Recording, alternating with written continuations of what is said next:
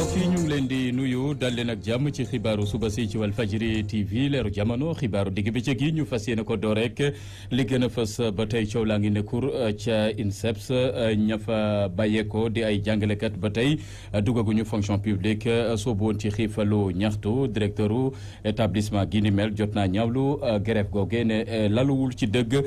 ci xibaar yeneen yu ñuy jot bokk na ci dakkal nañu sax seen grève bu ñaxtu gannaaw sous préfet bu Ndakaaru Dakar Plateau ma ca dox tànk jàmm lu toll ci ñeenti xale ñoo lapp ca Ngekoox foofee ca Tangis ci kamb goo xamante ne waa AGEROUTE ñoo ko gas ci peggu taliba tata ndox ya fa ne nag fa la xale ya ñàkkee seen bakkan loolee doon lu metti lool askanu Ngekoox daa ngeen ci dëgg leeral yi taxawu Ndakaaru ne jot na Khalifa Babacar Sall jot na Moussa Sy tekki ndombol tànkam ca mairie bu Parcelles Assainies gannaaw woon na ginnaaw coalition taxawu Ndakaaru daa ngeen ci dëgg leeral yeeg suñu naataango Théodore Semedo dañ ci toftal xibaar yeneen ci xibaaru digg bëccëg gi mbokk yi bu nees kiisee ma dikk ak yéen ci yaatalum xibaar yi.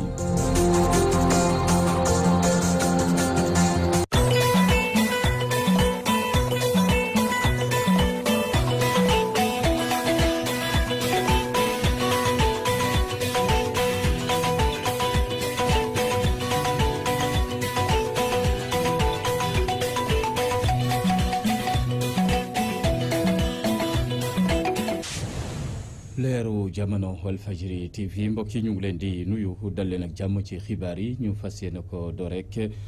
génnub àdduna animatrice bi nga xamante ne mooy soxna Zeynab Fall doonoon animatrice ca DTV doonoon itamit ku ñu ràññee woon lool ci diine ji ndax émission diine yamu doon amal rawatina waaraate ya moom soxna soose di soxna Zeynab Fall démb la nelaw foofee ci hôpital principal bu Ndakaaru doonoon ku ñu ràññee lool ci diine ji ak émission wàllu diine yamu doon amal ci télévision bi di DTV ñu ngi koy jàll askanu Sénégal rawatina suñu naataango ya ne ca DTV dañ ci dikkat incha allah na mu gën a yaatoo ci yeneen i xibaar jafe-jafe ca INSEPS jàngalekat ya fa bawoo te am yéene dugg ci fonction publique te mënagul sotti booba tey ñu soobu ci xiifalu ñaxtu du mooy lekk ak naan directeur établissement gi ni mel jot naa ñaawlu grève googee nga xamante ne teguwul ci yoon ne tappale moo ko lal dañ ci teewlu Mountaga Diop ci directeur général bu INSEPS ay kàddoom ci micro Khady Silla. xale yi génn nañ INSEPS depuis 2017 li leen doon fi ñëwee leen fi indi woon mooy ñu former leen ñu am licence bu ñu paree seen licence ñu dem mais kenn di waxu leen bu ngeen paree di leen jox liggéey. université mission am mooy jàngal doomu réew mi ba ñu am ay lijaasa ba ñu xarañ mën a liggéey pour réew mi développé mën ngaa liggéey ci état comme mën ngaa liggéey ci privé. état bi responsable dafa ñaan ñu dugal leen ñu jàng comme seen morom yi am licence. comme seen morom yi am licence te duñu am liggéey gënawul leen dara xale yi am licence université fac lettre pare seen formation ñi am licence FASEC fac droit fac science CESTI EBAD INSEPT ESP ñu leen gën a ESP am na xale yoo xam ne dañuy def concours d'excellence concours état bi dugg bi jàng ba am licence génn di wutal seen bopp liggéey. yooyu le kaddu bawoo ci njiital INSEPS doon lu jaaxal lool jàngalekat yafa ne woon ak seen xiifalu ñaxtu jàpp ne am nañ ci mbetteel lool ne kaddu yamu yëkkati dafa ruslu jot nañ ko xamle Mamadou Maroon ma yor seen kaddu jokko naak Moustapha Diop. directeur bi ñu déggee réaction ñun ñëpp dañoo rus ñun ñëpp on était lâché réaction bi mu def moo tax ñun ñëpp dañoo jóg loolu mu wax noonu ndax ñun bu ñu amul woon droit def grève de la faim ndax moom dinañu jox saal nee na ñun affrontement lañ bëggoon on n'a jamais essayé de s'affronter nous daaw lañ génn daaw négociation la ñuy def ba fii def ay négociation def ay point de presse foofu noonu ci yéen def ay audience bind ay lettre d'audience mosuñu bëgg affrontement est-ce que buñ bëggoon affrontement ndax moom dinañu jox caabi saal est-ce que moom dinañu jox ay tapis ndax est-ce que moom dina indi ay mbuusu ndox pour ñuy naan ak ay paquetu suukar bu ñu nekkoon dans l'illégalité au-delà de tout ça bi ñu ñëwee moom moo nekkoon directeur des études li mu ñu wax mooy INSEPS ne forme pas n'importe qui institut d'excellence la loolu la ñu waxoon ñun bi ñu amee bac dañoo toog ak jànguñu te dañoo inscrire woon ba pare ñu orienté ñu ci première liste yi njëkk a génn ci université man mii di la wax département anglais lañ ma orienté woon képp ku ma xam na ni j'avais 1000 chances là-bas pour réussir puisque moom laa bëggoon j'avais demandé wu ñu ñëw INSEP état bi moom moo def loolu état ba nga xamante ne moom mooy daw ay responsabilité am tey moom moo def loolu ñu nekk ay victimes ñu toog def ñu waroon sax dédommagé ñu toog une année sans pour autant ñu étudier ci la ñu répartir ci différents instituts publics yi puisque ñun demoon nañ université ba pare amoon nañ fa suñu place suñu grève bi ñaanuñ njaxle bàyyi te man maa ngi rappelé encore une fois ñi ngi woo opinion publique bi que fii bu fekkoon ni ñoom ñii les autorités là étatiques seen doom yi ñoo tëdd fii kon nii réagir nañ ñëw nañ waxtaan ak ñoom ba fii may waxee yow dégg naa benn ministre bu génn di naan recteur ñëw na fi je te dis recteur ñëw fi amul benn autorité bi fi ñëw pour dialoguer ak ñun nag dagaluñ ko tey dagaluñ ko ëllëg ñu ngi si ñetti évacuation lañ amoon démb ci suba ñetti jigéen lañ moom lañ évacué woon puisque xam nañ ni fi ñu nekk ci na ci mujjantelu suñu xibaar yooyu les grévistes yu INSEPS dakkal nañu seen xiifalu ñaxtu gannaaw bu ñu dummoyee lekk ak naan ay fan a ngi nii weesu tànk jàmm yi nga xamante ne moom la sous-préfet bu Dakar Plateau jot a dox ba tax na ñoom ñu fomm seen googule xiifalu ñaxtu dakkal gum nañ ko collectif ga ko xamle dañ ci dikkaat incha allah na mu gën a yaatoo jafe-jafe ca département bu Mbour foofee ca campement Ngekoox ñeenti xale ñoo lab ci kamb goo xamante ne AGEROUTE moo ko gas ca peggu taliba mu fees del ak ndox fala xale ya faatoo doon lu jur ti tàngeek jaaxle ca Ngekoox ak Tangis dañ ci teewlu Thierno Daf loolu moom moo waroon li njëkk li nga jaral ñeenti gune yu lab ñett yépp di ay taalibe mooy musiba mbaaba kumba bi am ci diiwaanu campement Ngekoox sunu daara ji ñu dëkkal ci koñ bi bon ñetti xale ñoo xëyoon dañ dem tool ñoom ñëw fii ci dex gi indiwu leen woon dañu xëyoon dem liggéey ci tool yi mais comme xam nga affaire xale bi ñu ñëw fii kenn yëgu ko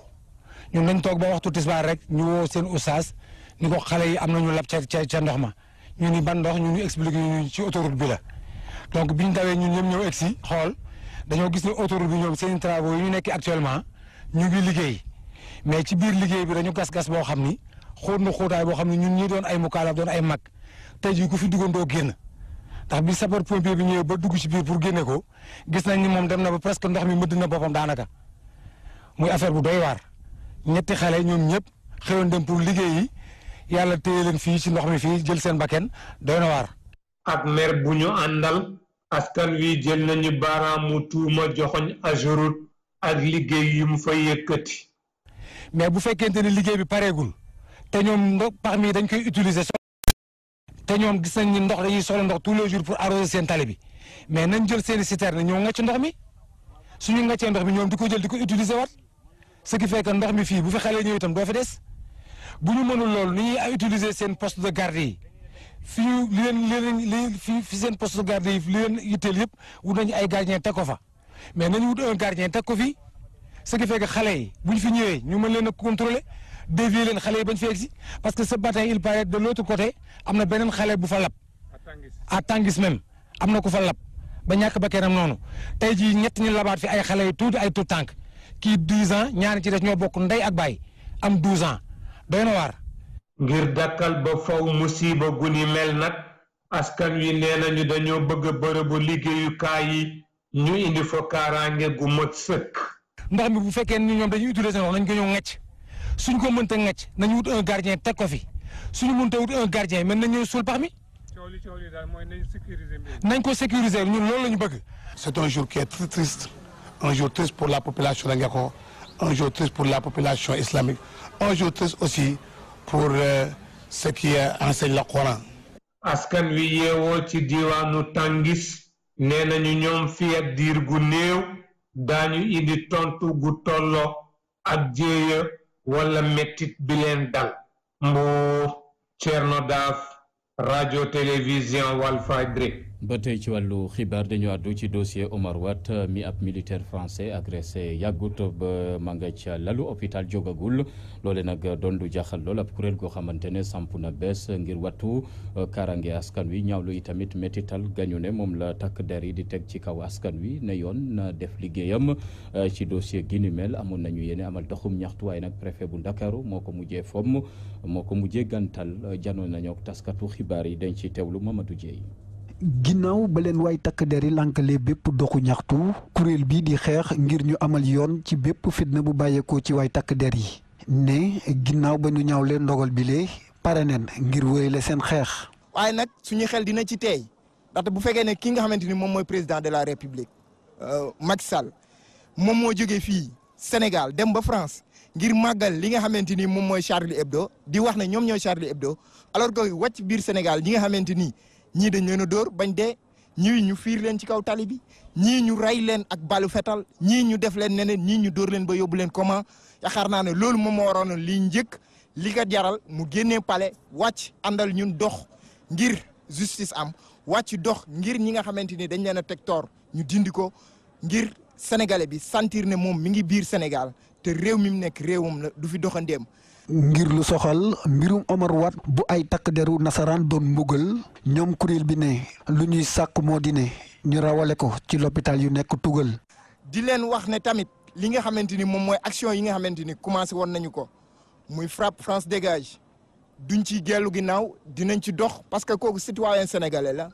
li ko dal mën nañu dal mën na dal keneen ci ñun te duñ ko bàyyi mu sedd barki Demba Ndiaye dem nañ fi nga xamante ni moom mooy buntu ambassade de France li ñu fa doon wax mooy nañ évacuer ki nga xamante ni moom mooy Omar Wade li ñu fa doon wax mooy ki nga xamante ni moom mooy base militaire étranger yi nañ génn biir réewum Sénégal parce que li leen fi ba nekkul ngir défendre suñu sécurité li leen fi ba mooy seen i intérêt défendre seen i doomi réew défendre seen i intérêt réew moo leen fi ba moo taxit ñi ngi woo sénégalais yi ne leen xeex bi yamul fii lii day doog a commencé rek jàpp nañ ne war nañoo xeex ba ki nga xamante ni moom mooy Omar Wade ñu génne ko ci réew mi. donte sax teg nañ loxo ku ñu jàpp ne moo congoon Omar Wade ñoom kuréelu mbootaay bi ne du tax ñu dakkal seeni xeex fii ak indiwuñu ay saafara ci lépp lu ñuy laaj. moo tax nag ba léegi ñi ngi njortu ne lii nit ñi di wax naan ñii nga xamante ni moom mooy militaire bi nga xamante ni moom moo dóor Omar Wade ba yóbbu ko dans le coma nee nañ ñu yóbbu nañ ko mi ngi jàpp nañ ko kenn xamul mi ngi Rebeuss kenn xamul mi ngi Cap Manuel ñun loolu doyuñu parce que ay wax rek dégg rek lañ ci am bu fekkee ne nag suñu justice bi nga xamante ni moom mooy justice sénégalaise ñu ngi leen di woo ñu def seen liggéey bu fekkee ne jàpp nañ ko ñu def ci liggéey bu ci war buñ ko jàpp ñu def ci liggéey buñ ci war. ci fàttaliku Omar Wade ba tey mi nekk dans le coma lu toll ci juróom-benn militaire français la doon jàppanteel ginnaaw gi sax la kenn ci ñoom daal di koy gaañ yu metti. ma ngoog ci géew politique bi Madické Niang musta tekki ci géew PDS ñi ko xamle di délégation bu PDS ma demoon seeti ji xalif général des Mourides Serigne Mountakha Bassirou Mbacké ngir mu mun cee dox tànk jàmm ci diggante maître Abdoulaye Wade ak maître Madické Niang ndaje gi ni mel Cheikh Abdou Bara Dolly Mbacké moo yor kàddu ga àdduna ci micro Mamadou Matar Sarr. dañu ñëwoon Touba tey ànd ak président Mamadou Diop Decroix ak honorable député Cheikh Mbacké Bara Dolly ak honorable député Moustapha Diop ci dox diggante ñaari nit ñoo am ay jafe-jafe te nekk ay taalibe te sëriñ bi nekk seen kilifa ñun en tant que député bokk ak ñoom groupe parlementaire yoon def na bu lu mel ni amee ñu dox si suñu tànk bay suñu waar. ñu dem yàlla dogal kër Madické wax seeg moom mu rafetlu ko aussi tamit ñëpp jàppoon ne Madické dafa démissionné mais amul démissionné bi léegi amagul ñu ngi waxtaan ba ñu fa jógee ñu dem si Omar Sarr bi ñu fi jógee tamit ñu ñëw si xalifa général des Mourides wax ak moom mi nga xamante ni ñëpp moo ñu jabote bi ñu waxtaanee moom tamit dégg nañ li nga xam moom la ñu ko wax ñaan nañu ko wax na ne dañ si bay waaram ba jàmm am seen diggante moom dégg na ko loolu président Abdoulaye Wade woon na ma Karim Wade tamit rafetlu na taxawaay bi incha allah fii ba alxames avant ñun ñuy convoquer réunion pour programmer kan mooy jiite groupe parlementaire bi encore dana fexe trouver benn terrain d'entente boo xamante ni dañu fexe ba jàmm am seen diggante léegi nag li nga xamante ni moom lay ñaan Sénégal yépp ñu xam ni yëf yi du yëfi Madické du yëfi Abdoulaye Wade yëfi sénégalais la. am na nag ñoo xamante ne xëy na ñoo bokk fii wala ñu bokk fee loo xamante ne bëgguñu jàmm mais ñi nga xamante ne mooy li ëpp solo rek mooy majorité sénégalais bi ak kilifa diine yëpp bëgg nañ maanaam jàmm am fi kon jàmm jooju moom incha allah sëriñ bi jox nañu ay garantie yu wér incha allah dana wax ak président Madické dana wax aussi ak président Abdoulaye Wade pour jàmm am ñu continuer seen liggéey bu neexee yàlla. ci meeting gamu doon amal ci Kër Massar njiital Pastef Ousmane Sonko yekk na lu mel ne xeme nguurug Macky Sall jot naa ñaawlu itamit kaddu yi bawoo ci Ahmed Khalifa Niass ñaawlu itamit doxalinu Aly Ngouille Ndiaye jawriñ gu ñu dénk wàllu kaaraange bi réew mi jëm ci élection présidentielle 2019 Ousmane Sonko ay kaddoom ca Kër Massar ci micro Théodore Semedo. système bi xeetu saay-saay bu ne ma nga ca bu leen jàpp rek ni saay-saay yu politiciens yi la saay-saay bu mbubboo diine mi ngi ci dégg ngeen barki démb kenn kuy wooye ko comme kilifa diine. ma fàtte leen ni moo fi créé woon parti bu tudd Hizbullah ne day jël nguur gi par force imposé diine. mooy koo xam ne su demee Iran ne leen chiite la bëgg leen ñu jox ko ay milliards mu daw bu demee Arabie Saoudite ne leen wahhabite la mbëgg leen ay milliards ñu jox ko xaalis mu daw demee ci xale fi ne ko yow sëtu yonent nga ban sëtu yonent la ko fa ay milliards daal di ñëw toog mooy koo xam ne lu mus a nekk complot ci Afrique ak lu mus a nekk complot ci Sénégal loxoom a nga ca ñooñu tey ngeen di dégg ñor seen làmmeñ di mbël-mbëli parce que dañoo njortu ni seen i intérêt barki Dembo Ndiaye rek lañ ma andil ay kayitam fii Lac Rose rek 2011 ndax na fi Abdoulaye ba mu jox ko 165 hectares 1,650,000 mètres carrés ñi fi nekk ñëpp mënoon nañ ci am kër. ngeen di xew barki démb Casamance nga xam ne ba ci suñu kër waajur Aly Ngouille Ndiaye yónnee na fa ay alkaati ne brigade de recherche du intervenir en Casamance. te moo war a organiser élection Sénégal bi muy def ay maguyam ba ñu jël suñu pétrole ak suñu gaz jox ko Franck Timis. boo gisee mbañal gi ñu bañ dañu feeñal seen i kumbi li ñu feeñal seen i malversation ci alalu réew mi loolu rek lañ nit. Kër Massar a ngi nii en terme d' infrastructure musiba la en terme de sécurité barki démb rek am na ab douanier boo xam ne nee nañ fii lañ ko boomee loolu mooy la situation réelle loolu tax ñun li ñu intéressé mooy solution parce que li am Kër Massar moo am feneen ak feneen ak feneen ci Sénégal. bu dee ca Parcelles Assainies ay jegeñaale Khalifa Sall ña ngay ñaxtu sàkku ci Moussa Sy mi woon ginnaaw coalition taxawu Ndakaaru ne jot na mu delloo lenge yi maanaam tekki ndombol tànkam ca boppu mairie bu Parcelles Assainies ndax taxawu Ndakaaru moo taxoon démb mu doon maire ba jiite googule gox Malick Kébé di kenn ci jegeñaale Khalifa Sall ay kàddoom ci micro Théodore Semedo. lu ñu lay ñaan mooy na nga delloo lenge yi démissionné wu fii de Dakar démission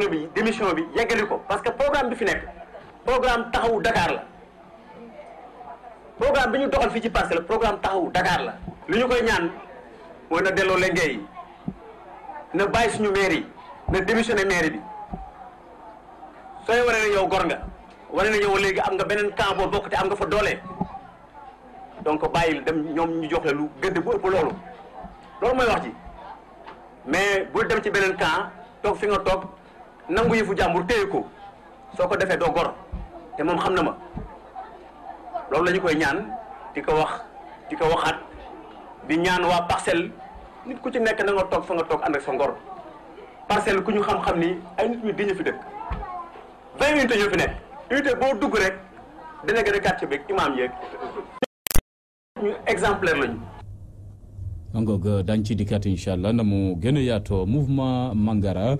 foofee ca diwaanu Touba jot nañ fa amal ndaje ngir waxtaanee géeg politique bi ne benn yitte rek la ñu am maanaam falaat njiitu réew mi Macky Sall ci élection présidentielle 2019 sàkku nañu ci ñi seq APR ñu joxante loxo njiital googule mouvement ma jigéen Mangara lay wuyoo ay kàddoom ci micro Mamadou Matar Sarr. joxe tey 8190 signature. non jàpp ma ne démarche cavalière la. ndax mairie ba ña nga fa woon keroog mais dañu ne woon dañu waroon remplir tout collecteur bi def ci numéro carte électeur kooku xam nga 800 feuilles boo nekkee di ko remplir ci biir salle bi doo pare ñaanoon nañu monsieur Pape Diouf ndax du ñu may ñu rectifier feuilles yi defal ko correctement pour mën ko indi amoon na yéene ñëwaat fii waaye président moo ko woo moo tax mu lii ko waaye beneen yoon ñun ñëpp ay joxe ndoo ndax ñun ñëpp président Macky Sall la ñuy liggéeyal ñun ñëpp a ànd ndax mouvement Mangara sax du benn leader yu bare ci ànd ñuy liggéeyal ñun ñëpp président Macky Sall. position bi awma yaakaar ne dinañ fi am dara ndax président Macky Sall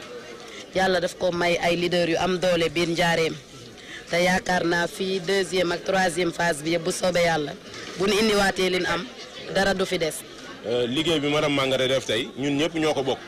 ndaxte li mu si am ndam waa Njaareem lay doon te ñun foofu la ñu bokk donc solidarité boobu ak entraide boobu donc soxla bi benn la te soxla du am rek donc benn soxla la ñu am mooy falaat président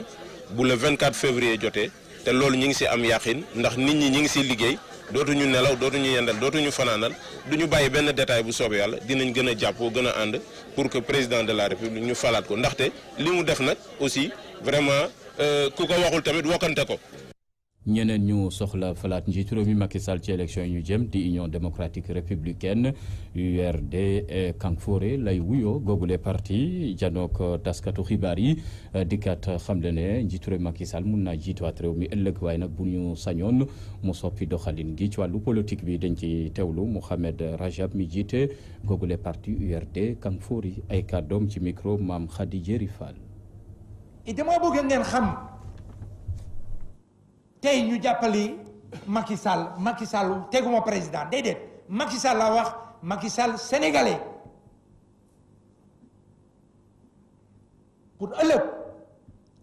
na gestu na xool na bàyyi yenn yi parce que parfois dañuy wax ne bu ma duggee ci ay détails entourage bi lii la entourage bi laa la loolu boo koy def rek da ngay jaxase carte yi moom moo war a am fulla ak fayda te xam nañ ne am na ko ou sinon du ma ànd ak moom bi ñu toogee ba xool ne nañu jël l'homme la personne de Macky Sall aux prochaines élections de 2019 et essayer avec lui avec tous les Sénégalais parce qu'il faut ñu bokk te ñu ñëpp seet naka la ñu war a def moom mooy njëkk a changé pour que ñun ñu ànd ak moom jàppali ko dimbal ko pour suñu réew suñu dëkk muy Sénégal dem ci kanam. mangoog mbokk yi lu nuyoo tàggatoo jot na ci xibaaru digg bëccëg gi ci Walfadjri TV leeru jamono jaajëfal Modou Fall mi ne woon ci machine bi El Hadji Ousmane Sène ne woon ci réalisation xibaar yi mbokk yi di leen jaajëfal ci ànd beeg Walfadjri ñu yendoog jàmm ak programme leeru jamono yal na jàmm yàgg sax fi dàkk ci réew